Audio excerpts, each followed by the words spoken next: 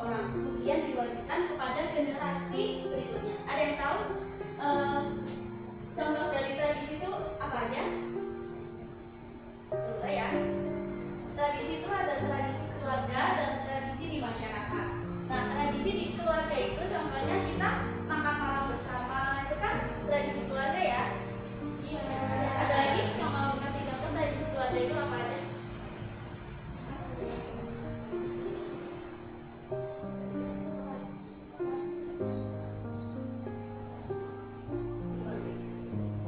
Membantu ibu. Ya, itu adalah salah satu tradisi keluarga. Apa saja kekayaan budaya di Indonesia? Coba Mbak Utami bacakan. Ada beberapa kekayaan budaya di Indonesia, yaitu suku bangsa, upacara adat, rumah adat, pakaian adat, makanan khas, dan sejarah tradisional. Yang pertama, suku bangsa. Suku bangsa adalah kesatuan sosial yang dapat dibedakan dari kesadaran identitas kebudayaan. Contohnya adalah suku Jawa, suku Sunda, suku Batak, dan lain sebagainya. Di sini ada yang dari suku selain Jawa nggak? Ya, suku Ambon.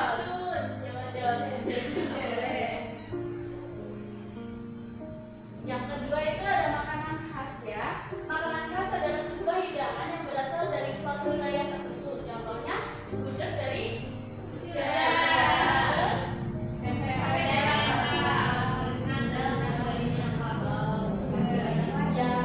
Kalau di daerah kalian apa makanan daerah khasnya? Belek. Mancing dari ya.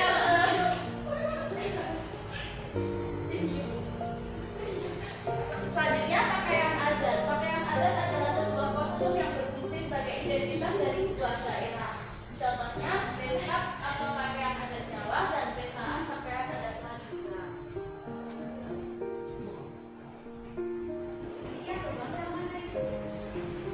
Rumah adat. Rumah adat adalah identitas bangunan suatu daerah. Rumah adat juga dipengaruhi kondisi geografis. Contohnya apa? Rumah adat dari Minangkabau, rumah balon dari Nongkonan dari